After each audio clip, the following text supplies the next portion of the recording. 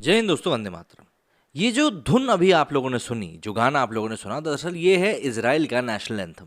लेकिन इसकी धुन को सुन के आपके दिमाग में थोड़ा सा कंफ्यूजन ज़रूर पैदा हो गया होगा। और अगर आप 90s के बॉर्न किड हैं या 80s के भी हैं, तब तो आपके दिमाग में 110% ये आया होगा कि अरे यार, ये मैं क्या सुन रहा हूँ, ये धुन तो कहीं सुनी हुई लग रही है।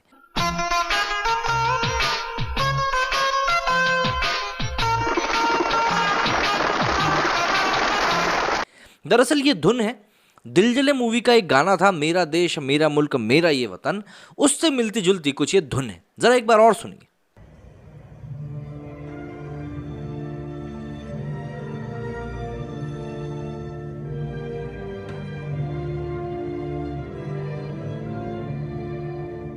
लगा ना कि कुछ वैसी ही है, मेरा देश मेरा मुल्क। अब ये टोक्यो ओलंपिक्स में दरअसल इजराइल ने कल अपना दूसरा गोल्ड मेडल जीता है।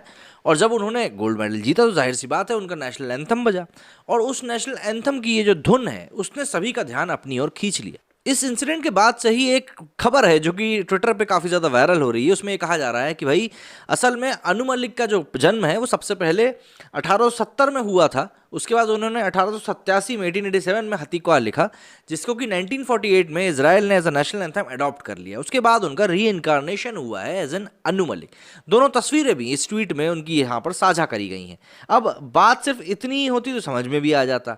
दरअसल लोगों ने यहाँ पर अब ये डाउट जता रहे हैं कि भाई, क्या यहाँ पर अनु मलिक जी ने इस इजराइल के नेशनल एंथम को भी कॉपी कर लिया? सॉरी सॉरी सॉरी, क्या यहाँ पर उन्होंने इजराइल के नेशनल एंथम से भी इंस्पिरेशन ले ली थी गाने के लिए?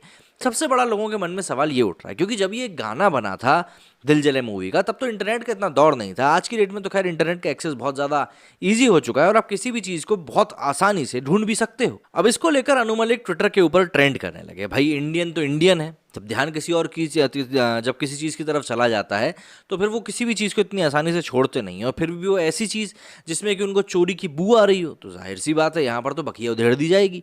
और यहाँ पर ट्विटर पे इस समय यही चल रहा है। तो कुछ ट्वीट्स की तरफ हम भी नज़र डाल लेते हैं और ज़रा देखते हैं कि लोग क्या कुछ कह रहे हैं यहाँ पर अनु जी के बारे में। तो सबसे पहले तो अनुश्री लिखती हैं, Israel won their second ever gold at Olympics and Indians ended up remembering Anu Malik.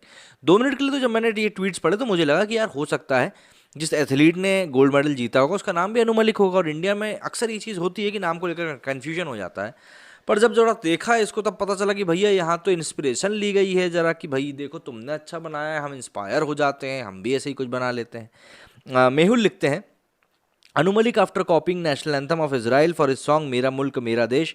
इनको क्या ही पता चलेगा, मैंने कहा ना था, वो इंटरनेट नहीं था।